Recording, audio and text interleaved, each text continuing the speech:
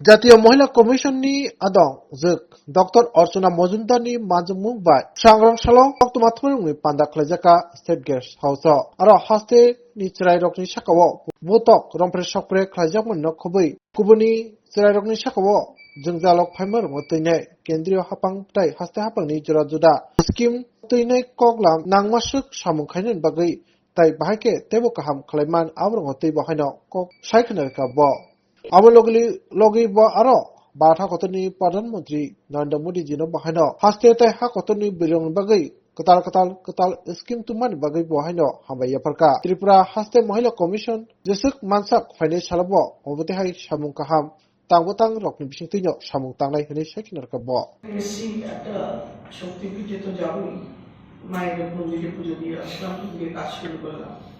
আমাদের আয়োগের প্রধান কাজ, আমার সাথে আমাদের কমিশনের অ্যাডভোকেট আছেন, আমাদের স্টেট কমিশনের চেয়ারপারসন আছেন, মেম্বার আছেন। আমাদের কাজ ছিল রাজ্যের যতগুলো মহিলাদের উপরে নানা ধরনের অত্যাচার, সেটা ডোমেস্টিক ভায়োলেন্স হতে পারে, রেপ হতে পারে, অ্যাটেম্পট টু রেপ হতে পারে, মার্ডার হতে পারে, সুইসাইড হতে পারে, সেটা আপনার অ্যাসিড অ্যাটাক হতে পারে, সেটা থেকে শুরু করে প্রত্যেকটা যে অত্যাচারগুলো, সেগুলোকে মেয়েরা যখন উপায় থাকে না, আমাদের আয়োগের কাছে অনলাইন অফলাইন ইভেন হেল্পলাইন নাম্বারেও তারা আমাদের অভিযোগকে নথিভুক্ত করে। এই অভিযোগগুলোকে আমাদের অ্যাডভোকেটরা দেখেন, সেটা সাস্টেইনেবল কিনা আমরা অ্যাসেস করি, করার পরে আমরা মেম্বাররা কেস রেজিস্টার করি, করে আমরা পুলিশের কাছে তার আপডেট চাই যে কি অবস্থায় আছে কেসটা। পুলিশ আমাদের রিপোর্ট পাঠায়, রিপোর্ট পাঠাবার পরে আমরা যদি স্যাটিসফাই না হই, ধরুন মেয়েটি কোনো রিলিফ পেল না, বা পুলিশের কোনো চার্জশিট গেল না, বা কেসটাকে তারা ফেলেই রেখেছে, এই কেসগুলোতে আমরা তখন হিয়ারিং করি। এই জনসভায় হলো এই হিয়ারিং এর একটা অংশ। এই রাজ্যে আমার মনে হয় এই প্রথম জনসভায় রাষ্ট্রীয় মহিলা আয়োগ থেকে হলো। আমরা 29 কেসেস হয়েছে ইলেক্টেড, 29টা কেস নিয়ে এসেছিলাম আজকে। Almost 90-95% case successful. খুব খারাপ কেস আছে, তার মধ্যে মোস্ট ইম্পর্টেন্ট এন্ড মেনশনেবল হলো পশ, একটা ইউনিভার্সিটির একজন অধ্যাপক একটি ছাত্রী যখন ভাইবা অবস্থি ওরাল পরীক্ষা দিচ্ছে, সেই সময় তার উপর শারীরিক নিগ্রহ হয়, নিগ্রহ বলবো না, তার শারীরিক সেক্সুয়াল হ্যারাসমেন্ট যাকে বলি আমরা হয়, এবং সে কমপ্লেইন করে, তার বন্ধুরাও করে, কিন্তু তাদের ইন্টারনাল যে কমপ্লেইন কমিটি আইসিসি তারা তাকে দোষী সাব্যস্ত করে, এবং দোষী সাব্যস্ত করার পরেও একই রকম শুনলাম মেয়েটি কান্নাকাটি করছিল, তার বন্ধুদের নিয়ে এসেছিল, ছোট্ট মেয়ে, কত বয়স, 22-23 বছর। তো এদের যদি জীবনের শুরুতেই এরকম আঘাতের সম্মুখীন হতে হয়, ভবিষ্যৎ জীবনে কিন্তু ওদের কনফিডেন্স অনেক কমে যায়। সেই কনফিডেন্সটা কিন্তু অনেক টাকা রোজগার করে বা কেরিয়ারে অনেক প্রতিষ্ঠিত হয়ে এই দাগটা তাদের মন থেকে মুছে না।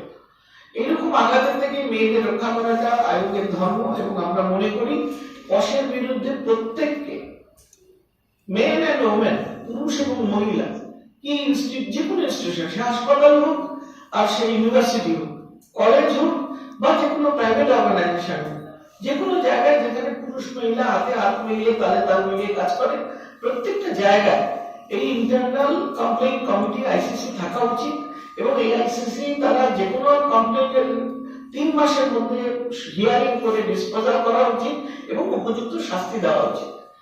অদ্ভুত ব্যাপার হলো পশ সম্বন্ধে, এই sexual harassment at work place সম্বন্ধে অনেকেরই অনেক কোনো ধারণাই নেই যে কি করতে পারে। আমরা যে পশ অ্যাক্ট 2013 এর কথা আমরা আয়োগ থেকে বলছি, এই অ্যাক্টে কিন্তু যদি দোষী সাব্যস্ত হয়, সেখানে কিন্তু ইন্টারনাল কমিটি তাকে টার্মিনেট করতে পারে, তাকে সাসপেন্ড করতে পারে, ট্রান্সফার করতে পারে, তার কাছে একটা 50,000 একটা লামসাম অ্যামাউন্ট ক্লেম করে ভিকটিমকে দিতে পারে। এত ক্ষমতা থাকা সত্ত্বেও মেয়েরা কিন্তু নিজেদের ওপেন আপ করে না, হলেও চেপে যায়। বেশিরভাগ ক্ষেত্রে এই মেয়েদের উপরে সেক্সুয়াল হ্যারাসমেন্ট অনেকে কিন্তু মেয়েরা মানিয়ে নেয়, চুপ করে থাকে, they do not lodge complain outside. থানায় তো যায়নি না, থানা অব্দি যায় না, কলেজে বন্ধুদের মধ্যে হয়তো একটু বলে, এবং কিছু জায়গায় তার বিচারে বেশিরভাগ জায়গায় এগুলো সূর্যের আলো দেখতে পায়। আমরা মেয়েদের জন্য সেখানে দাঁড়িয়ে পশের যাতে রেগুলার বেসিসে প্রত্যেকটা অর্গানাইজেশনে পশ অ্যাক্টের উপরে মানে সমস্ত সবসময় অ্যাওয়ারনেস প্রোগ্রাম হয় এবং পশের উপরে যেন ইমপ্লিমেন্টেশন হয়, খুব স্ট্রং যেন ইন্টারনাল কমপ্লেইন কমিটি আইসিসি থাকে, বা যেখানে 10 জনের কম ওয়ার্কার এমপ্লয়ি অর্গানাইজেশনে এলসিসি মানে লোকাল কমিটি, সেখানে district magistrate is the person যিনি responsible for implementing the law. তো সেই জায়গায় আমরা এই পশের সম্বন্ধে সমাজের মধ্যে পুরুষ নারীর মধ্যে এই যে অ্যাওয়ারনেস জাগানো, অনেক সময় না জেনে বুঝে অনেকে করে ফেলে। তো এই জিনিসটা আমাদের একটা প্রাইমারি ফোকাস। আমরা পশের উপর কাজ করছি। আমরা মেয়েদের আত্মনির্ভর করার জন্য আমরা ক্যাপাসিটি বিল্ডিং এর কথা আমরা বলি, এবং তার জন্য আয়োগ সবসময় রাজ্যের সাথে, কর্পোরেশনের সাথে, মিউনিসিপ্যালিটির সাথে, যে কোনো ন্যাশনাল ইনস্টিটিউট, স্টেট ইনস্টিটিউটের সঙ্গে কোলাবোরেশন করে, যারা যেসব মেয়েরা 7-8 অব্দিও পড়েনি, তাদের কোনো 10 টাকা হলেও হাজবেন্ডের কাছে বা ভাইদের কাছে হাত পাততে হয়, তারা রোজগার করতে জানে না, আর্থিক স্বনির্ভর নয়।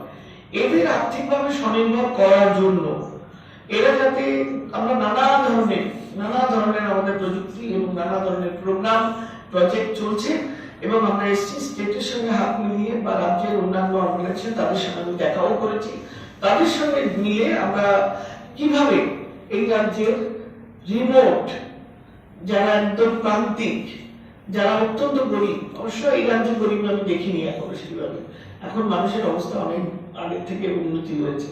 তো সেই রকম মেয়েদের স্বনির্ভর করার জন্য যে আমাদের যে প্রজেক্ট, সেগুলোকে ইমপ্লিমেন্ট করার জন্য আমরা এসেছি।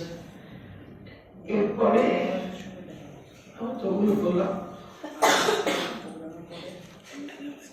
আজকে সন্ধ্যাবেলা আমি যে এখানে কাজ করতে এসে আমার যেটা মনে হয়েছে যে এখানে যারা ভিকটিম তারা থানায় যায়, গিয়ে কমপ্লেইনটা লজ করে, ধরুন আমাকে খুব মেরেছে হাজব্যান্ড, গালাগালি করেছে, বের করে থানায় গিয়ে বলল, থানার পুলিশ যিনি কমপ্লেইনটা লিখে তিনি হয়তো একটু ইনসেনসিটিভ মানে তিনি অতখানি মানবিক ভাবে সেই জিনিসটা দেখেন না, কিন্তু একটা কমপ্লেইনের মতো ফেলে রাখেন। হয়তো এফআইআর লজই হয় না, হয়তো তার এনকোয়ারি হয় না, হয়তো অপোজিট পার্টিকে ডাকাই হয় না, মেয়েটি কিন্তু কষ্ট পেয়ে ওইভাবে রয়েছে। এই যে পুলিশের যে রোল, এই সময়টা প্রথমেই পুলিশ যদি যা ঘটনা ঘটেছে দেখে strictly if they apply their action, তাহলে কিন্তু ওই গন্ডগোলটা ওখানেই অঙ্কুরে বিনাশ হয়, ওইটা আর বাড়ে। কিন্তু সেটা অনেক সময়, বেশিরভাগ ক্ষেত্রে দেখা যায় ডোমেস্টিক ভায়োলেন্স কেসের কোনো সলিউশনই নেই। আমরা আয়োগ থেকে ওগুলোকে হিয়ারিং করি, পুলিশকে ডাকি, ভিকটিমকে ডাকি, প্রয়োজন মতো আমরা কখনো ওদের দুপক্ষকে বসিয়ে কাউন্সেলিং করাই, আমাদের আয়োগে করাই, এইসব করে নানাভাবে আমরা কেসগুলোকে সলভ করি। উই ট্রাই, আমাদের ইন্টেনশন হলো সমাজে পরিবার সুরক্ষিত থাকুক এবং অক্ষত থাকুক, সুখে থাকুক, শান্তিতে থাকুক, সেই জায়গায় আমরা কাজ করি। কিন্তু আমাদের এই পুলিশের সাথে আমাদের যে সোশ্যাল ওয়েলফেয়ার ডিপার্টমেন্ট আছে, যাদের একটা বড় রোল সমাজের জন্য, মহিলাদের জন্য, তারা মেয়েদের আত্মনির্ভর স্বনির্ভর করার জন্য সরকারের যে প্রজেক্ট গুলো আছে, ধরুন মহিলারা একটা বড় টাকা পায়, বেশিরভাগ বাড়ি মানে প্রধানমন্ত্রী আবাস যোজনা 70-80% মেয়েদের নামে, শৌচালয় মহিলাদের নামে। আপনার এগুলো কেন করেছে? যাতে মহিলাদের উপর অত্যাচার, তাকে যেন বাড়ি থেকে কেউ না বের করতে পারে। মহিলাদের অ্যাকাউন্টে টাকা, মহিলাদের বাড়িতে রান্নার গ্যাস দেওয়া, বিনামূল্যে বিশুদ্ধ পানীয় জল বা আপনার ইলেকট্রিসিটি, এই যে প্রজেক্ট গুলো অনেক মহিলা জানেন না যে এগুলো মহিলারা ইনটাইটেল, তারা পান, কিন্তু তাদের এই ব্যাপারে সজাগ করা এবং সমাজের যে কর্মসূচিগুলো তার মধ্যে এগুলো অন্তর্ভুক্ত করা, এর কাজ কিন্তু সোশ্যাল ওয়েলফেয়ার ডিপার্টমেন্টের। তাই পুলিশের সাথে লিগাল সেল, যারা বিনামূল্যে এই মহিলাদের উকিল সহায়তা করেন, আমরা যাদের বলি ডালসা, মানে ফ্রি লিগাল এইড সার্ভিস, সেইটা, তার সঙ্গে সোশ্যাল ওয়েলফেয়ারের যে ধরুন একটা 4 বছরের বাচ্চা সিঙ্গেল মাদার, বাবা ছেড়ে চলে গেছে অন্য জায়গায় বিয়ে করে অন্য শহরে, বাচ্চাটাকে মা টানবে কি করে? আমাদের কেন্দ্রীয় সরকারের প্রজেক্ট আছে, বাচ্চা যদি 4 বছরের উপরে হয় তাকে প্রতি মাসে 4,000 টাকা করে দিয়ে তার, এটা কেন্দ্রীয় সরকারের রুল এবং প্রতিটি শিশু পায়। কিন্তু অনেকেই জানেন না বলে তারা চালু না, ইমপ্লিমেন্টও হয় না।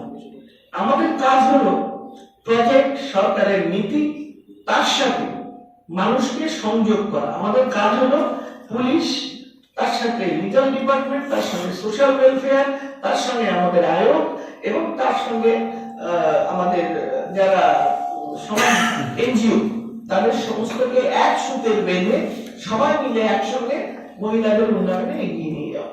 এবং এর জন্য আজকে সন্ধ্যাবেলায় আমরা একটা ইন্টারেক্টিভ সেশন রেখেছি, যেখানে পুলিশ, ডিস্ট্রিক্ট ম্যাজিস্ট্রেট এবং লিগাল এইড এবং সকলে আসবেন। আমরা এখানে একটা প্রোগ্রাম করব, একটা বলতে পারেন অ্যাওয়ারনেস ঠিক নয়, এটা আমাদের কার কি রোল সমাজে, আমাদের উন্নয়নে মেয়েদের এগিয়ে আনার জন্য আমাদের কি ভূমিকা, এবং সেটা আমরা যথাযথ পালন করছি কিনা, এবং সেটা করতে গিয়ে আমরা কি কি বাধার সম্মুখীন হচ্ছি, সেইগুলোকে আমরা কিভাবে ওভারকাম করব, তার উপরে একটা আলোচনা সভা আছে ঘন্টাখানেক, এটা করবো। আগামীকাল আমাদের জেল ভিজিট এবং কিছু ভিজিট আছে, যেখানে জেলে যে মহিলারা থাকেন তারা কিভাবে আছেন, তাদের মানে শরীর শারীরিক চিকিৎসা থেকে তাদের খাওয়া দাওয়া কোয়ালিটি বা তাদের হাইজিন, এগুলো আমরা ইন্সপেকশন করি। This is a part of our work. এগুলো করবো। ওয়ান স্টপ সেন্টার আরেকটা দেখার ইচ্ছে আছে। তারপরে এছাড়াও আমরা একটা রাজ্যে বিজেপি সরকার প্রতিষ্ঠা হওয়ার পর মহিলারা নাকি না নিরাপদ না, তাদের উপর সাংঘাতিক অত্যাচার করা হচ্ছে, ঘর থেকে বেরোতে পারছে না পার্টিগতভাবে। সেই বিষয়টা আপনি আসার পর প্রথম দেখেছেন যে বিরোধীরা যে বক্তব্যটা সবসময় রাখে যে মহিলারা একদম নির্যাতন হচ্ছে এই রাজ্যে, সেই বিষয়টা বলতেছে। আমি কোনো কেস এখনো অবধি আমার কাছে এরকম কোনো রিপোর্ট আসেনি। আমি অনেকটা ঘুরেছি, ধরুন আমি ঘুরেছি, আসেনি। যদি আসে নিশ্চয়ই সেটাকে শুনুন, অন্যায় তার কোনো রং হয় না, সে বিরোধী কি সপক্ষে সে পরে, আগে মহিলাটির উপর অত্যাচার হয়েছে কিনা, অন্যায় হয়েছে কিনা সেটা দেখা আমাদের কাজ। আমরা রং দেখে অন্তত আয়োগ কাজ করে না। আর আমি মনে করি যে আমাদের কেন্দ্রীয় সরকারের যে দৃষ্টিভঙ্গি, নরেন্দ্র মোদীজি প্রধানমন্ত্রীর যে দৃষ্টিভঙ্গি, সেখানে অন্য দল করলে সেই মহিলাকে অত্যাচার করবে, তার কানে গেলে সে সেটা 1 সেকেন্ড বরদাস্ত করবে না। ম্যাডাম, আপনি কি মনে করেন যে একাংশ পুলিশ কর্মীদের গাফিলতির কারণে এই যে মহিলা সংক্রান্ত কাজগুলি বেড়ে চলছে? রাজনৈতিক কারণে একাংশ পুলিশের একাংশ গাফিলতির কারণে পুলিশের রোলটা আপনি কিভাবে দেখছেন? পুলিশের কথা, পুলিশের কর্তব্যের সন্ধ্যাবেলা আসবেন, 1 ঘন্টা পরে জিজ্ঞেস করবেন, they will answer better than me, number 1। Number 2, পুলিশের গাফিলতি পুলিশের, ওটা কারেকশন করার কাজ পুলিশের। আমরা পুলিশকে রেকমেন্ড করব, আমরা পুলিশকে রিকোয়েস্ট করব, আমরা সুজাওয়ালার জন্য উদাহরণ দিয়ে কেস দিয়ে বলবো এই কেসটা এরকম করেছে কেন, এটাকে সঠিক করো। কিন্তু পুলিশ তাকে বসিয়ে রাখবে না শুইয়ে রাখবে, সেটা পুলিশ করবে। We have nothing to do in that. আমরা সিস্টেমের আধিকারিক নই, এটা বুঝতে হবে। আমাদেরও লিমিটেশন আছে। আমরা মহিলাদের জন্য সবকিছু করব। পুলিশের তার যে মাথার উপরে কর্তা আছে তাকে বলবো আপনার অফিসার কি করে করে আর আপনি কি করে চুপ থাকেন। আমাদের সেই পাওয়ার আছে, জুডিশিয়ারি পাওয়ার। আয়োগ সেই পাওয়ারটা এক্সারসাইজ করবে। আপনি ত্রিপুরা উমেন কমিশনের রোল প্রসঙ্গে আপনি যদি কিছু বলেন। ত্রিপুরা উমেন কমিশনের নতুন ম্যাডাম এসছেন, আমি বললাম আগেও দেখেছি। আমি সত্যি খুব আশাবাদী, অত্যন্ত ভালো কাজ করছে।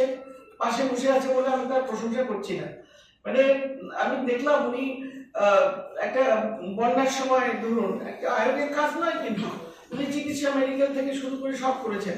তারপরে এই হালে দেখলাম মহিলা দিবসে উনি যে যে প্রোগ্রামগুলো নিয়েছেন, এগুলো আমি জানি না উনি কিভাবে ম্যানেজ করছেন, কিন্তু যথেষ্ট ভালো কাজ করছেন। এবং আমি আজকে ওনাকে কিছু টিপস দিলাম যে এই এই কাজগুলো করুন, এইভাবে আরো এগিয়ে চলুন।